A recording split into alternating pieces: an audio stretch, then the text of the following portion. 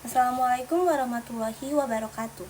Perkenalkan, saya Daniarsi Ayu Ramdhani dengan NIM 877828353 dari Program Studi Pendidikan Guru Sekolah Dasar, Fakultas Keguruan dan Ilmu Pendidikan Universitas Terbuka Bogor.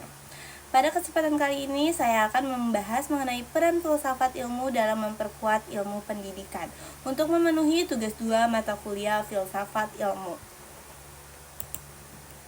Di sini saya akan menjelaskan mengenai hubungan timbal balik filsafat ilmu dan pendidikan. Filsafat ilmu dan pendidikan memiliki hubungan yang sangat erat dan saling mempengaruhi. Filsafat ilmu memberikan dasar berpikir yang ilmiah, kritis, dan juga bernilai bagi pendidikan. Sedangkan pendidikan menjadi sarana berkembangnya pemikiran filsafat ilmu. Filsafat ilmu mengawasi dan memperkuat eksistensi keilmiahan serta nilai-nilai dalam ilmu pendidikan.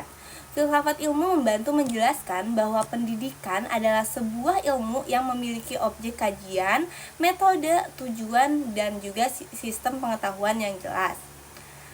Dengan itu, pendidikan tidak hanya dianggap sebagai kegiatan mengajar biasa, tetapi sebagai disiplin ilmu yang dapat diteliti dan dikembangkan.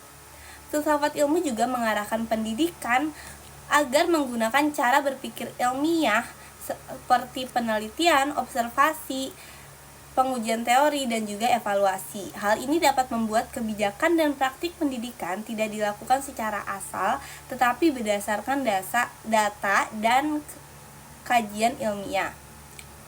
Selain itu, filsafat ilmu juga menguatkan nilai-nilai pendidikan. Pendidikan tidak hanya mengejar kecerdasan, tetapi juga nilai moral, kemanusiaan, dan juga karakter. Filsafat ilmu ini membantu menentukan tujuan pendidikan, nilai yang harus ditanamkan, dan juga manfaat ilmu bagi kehidupan manusia. Karena pendidikan harus membentuk manusia yang cerdas sekaligus berakhlak mulia. Pendidikan yang bermakna dan bernilai turut memperkuat perkembangan filsafat ilmu. Pendidikan menjadi tempat pengembangan pemikiran. Melalui pendidikan, lahirlah penelitian, diskusi ilmiah, dan juga pengembangan teori baru. Semua itu memperkaya kajian filsafat ilmu tentang hakikat ilmu dan cara memperoleh pengetahuan. Pendidikan juga menghadirkan persoalan baru. Perubahan zaman menimbulkan masalah pendidikan baru seperti penggunaan teknologi digital, kecerdasan buatan, pendidikan karakter, hingga pemerataan pendidikan. Masalah tersebut mendorong filsafat ilmu untuk terus berkembang mencari dasar pemikiran yang relevan. Selain itu juga, pendidikan menanamkan budaya berpikir kritis. Pendidikan yang baik melatih siswa berpikir logis, kritis, dan juga reflektif. Selanjutnya ada filsafat ilmu sebagai pisau analisis dalam persoalan pendidikan. Filsafat ilmu disebut sebagai pisau analisis karena membantu membedah persoalan pendidikan dari berbagai sudut pandang secara mendalam. Terdapat 3 kajian utama, yaitu ontologi atau hakikat, epistemologi atau cara memperoleh pengetahuan, dan juga aksiologi atau nilai dan manfaat. Ontologi ini membahas apa sih hakikat pendidikan. Contohnya, apa sih sebenarnya tujuan dari pendidikan itu? Apakah siswa hanya objek belajar atau juga subjek yang aktif? Dengan ontologi, pendidikan dapat memahami dasar keberadaannya.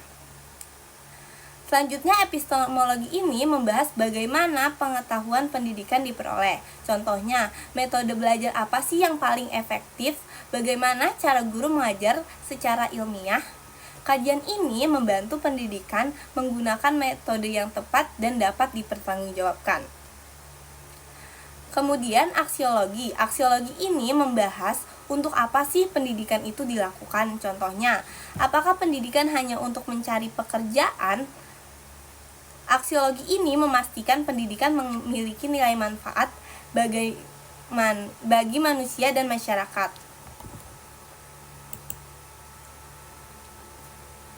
Yang terakhir ada contoh konkret penerapan filsafat ilmu dalam praktik pendidikan.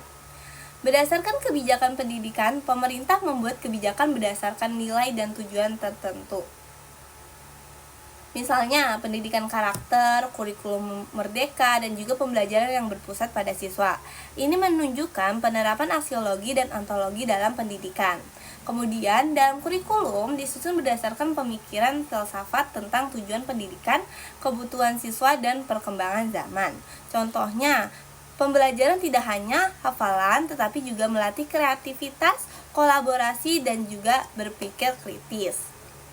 Selain itu, dalam proses pembelajaran, guru menerapkan berbagai metode belajar berdasarkan kajian epistemologi. Misalnya, diskusi kelompok, pembelajaran berbasis proyek, eksperimen, dan pemecahan masalah. Metode tersebut dipilih karena dianggap lebih efektif membantu siswa untuk memahami ilmu. Yang terakhir, dalam pendidikan karakter, sekolah mengajarkan kejujuran, disiplin, tanggung jawab, serta toleransi. Ini